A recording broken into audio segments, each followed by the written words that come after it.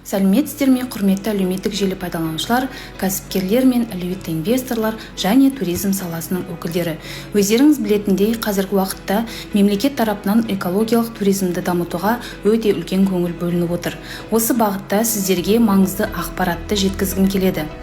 Жақын арада Жоңғар Алатау мемлекеттік ұлттық табиғи парк аумағындағы туристік мақсаттағы жер учаскелері ресми түрде тендерге шығарылады.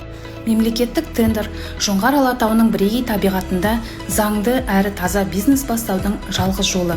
Инвесторлар тарапынан жиі қойылатын және де сіздерде де туындауы мүмкін негізгі сұрақтарға жауап беріп өтейін. Ұлттық парк жерлері сатыла ма немесе жеке меншікке беріле ме? Ең алдымен айта кететін мәселе, ұлттық табиғи парк жерлері ерекше қорғалатын табиғи аумақ болғандықтан бұл мемлекет меншігіне тиесілі. Сондықтан ол сатылмайды, жеке меншікке берілмейді. Инвесторға заңнамаға сәйкес туристік рекреациялық мақсатта белгілі бір мерзімде пайдалану құқығы ғана беріледі. Ұзақ мерзімді пайдалану 5 жылдан 25 жылға дейін, қысқа мерзімді пайдалану 1 жылдан 5 жылға дейін белгіленген. Тағы да жиі қойылатын сұрақтардың бірі, біз ол жерге қандай нысан сала аламыз және де құрылысқа қандай шектеулер бар. Бұл ерекше қорғалатын табиғи аумақ. Сондықтан мұнда капиталды, яғни іргетасы бетонмен құйылатын зәулім көп қабатты ғимараттар салуға заңмен тыйым салынған. Мұнда тек қана жеңіл конструкциялы модульдік экоүйшіктер, глэмпингтер, шатырлы лагерлер, визит орталықтар салуға болады. Техникалық талаптарына келетін болсақ, топырақ пен өсімдік қабатын бүлдірмеу үшін нысандар міндетті түрде тірек қадаларға, яғни свайларға орнатылуы тиіс. Өз алдында кәсіпкер өзінің нысанын экологиялық таза материалдан салуы шарт, яғни ағаш немесе кенеп сияқты материалдар. Кәсіпкерлерді жиі мазалайтын сұрақтардың бірі бұл инженерлік коммуникация, су, жарық және канализация. Инженерлік коммуникациялар инвестордың есебінен автономды түрде шешіледі. Жоба экологиялық талаптарға сай болуы тиіс. Күн панельдері, автономды су жүйесі және заманауи септик немесе тазарту қондырғысы қондырылуы қажет. Жиі қойылатын сұрақтардың бірі жерді өзім таңдай алам ба деген сұрақ. Бұл ерекше қорғалатын табиғи аумақ болғандықтан жерді өзім қалауынша аламын деген қағида жүрмейді. Тендерге тек қана бас жоспарда көзделген лоттар ғана шығарылады.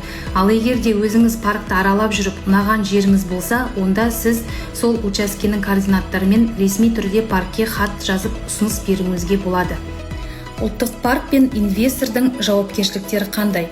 Тендер бұл жер учаскесін беру ғана емес, ұлттық парк пен инвестор арасындағы ұзақ мерзімді әріптестік. Ұлттық парк өз тарапынан заңнамаға сәйкес жер учаскесін пайдалануға береді, шарт талаптарының сақталуын бақылайды және табиғатты қорғау талаптарының орындалуын қамтамасыз етеді.